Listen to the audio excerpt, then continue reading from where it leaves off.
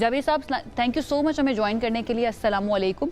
सबसे पहले तो मैं यही चाहूँगी कि आप थोड़ा सा एक्सप्लेन कीजिए कि जो आलमी खाद की मार्केट है, इसके अंदर जो हम अप्स एंड डाउन्स, उतार चढ़ाव देख रहे हैं, पाकिस्तान को ये मुतासर कर सकता है अगर हम नियर फ्यूचर के अंदर देखें, या अभी हमें परेशान होने की ज़रूरत नहीं है?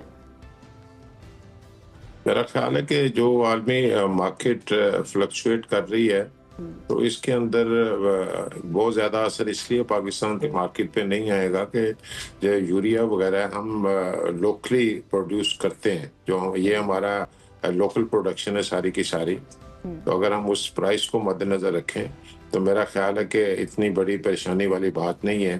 हाँ, अगर जो खाद माफिया है उसने फैसला कर लिया है कि उसने किसान की जेब को काटना है इस इंटरनेशनल मार्केट को सामने रख के, तो उनको उनको रोकने के लिए हमारे पास कोई सिस्टम मौजूद नहीं है पाकिस्तान के अंदर। मैं पिछले 30 साल से इस कारोबार से मुंसलिक हूँ ज़राअत के। तो असल में तो गवर्नमेंट की पॉलिटिकल विल रिक्वायर्ड है। अगर गवर्नमेंट चाहेगी, और गवर्नमेंट को ये समझना भी चाहिए कि ज़राअत अगर नहीं है ना, आज के दौर में जो कुछ आज वर्ल्ड लेवल पे वर्ल्ड मार्केट में हो रहा है ऑयल के साथ, तो ये इनकी बेसिकली ये जो जुबानी कलामी तो कहते हैं कि ये रीढ़ की हड्डी है, रीढ़ की हड्डी है, तो आप समझ लें कि ये वाकई रीढ़ की हड्डी है। और इस हड्डी को कुछ हुआ तो उठना भी मुश्किल हो जाएगा, बैठना भी मुश्किल हो जाएगा, खड़ा होना भी मुश्किल होगा। तो इसलिए ज़राअत को स्पेशली गवर्नमेंट फोकस करे। और ये जो माफियाज हैं जो कीमतें बढ़ा के किसान की जेबें काटते हैं, अच्छा, उन माफियाज के हाथ को पहले ही उन्हें हथकड़ी लगानी चाहिए। I agree with you. और ये प्रिएम्प्टिव मेजर्स लिए जाने बहुत ज़रूरी हैं। आप सही तरफ बिल्कुल इशारा करें जावेद साहब।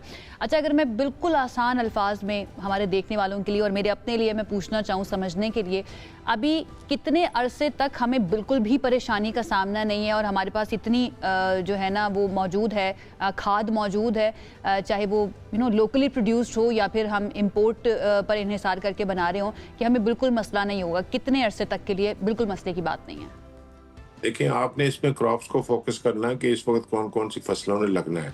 जब गंदम की कटाई होनी है तो गंदम के बाद मेज ने लगना है, राइस ने लगना है, और उसके बाद कॉटन ने लगना है। ये 3 हमारी मेजर क्रॉप्स ने लगना है और लगनी शुरू हो गई है। मेज ऑलमोस्ट जो है वो क्लोजिंग की तरफ जा रही है। जो यूरिया डलना था वो डल चुका है उसके अंदर। अब कॉटन जो है, कॉटन का फर्स्ट फेज गुजरा है।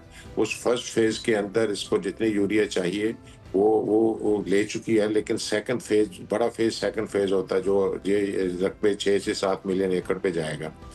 तो उसके लिए इनको जो हमारे पास स्टॉक्स अवेलेबल हैं, मेरा अपना ख्याल है कि हाईएस्ट यूटिलिटी वीट के ऊपर होती है यूरिया की।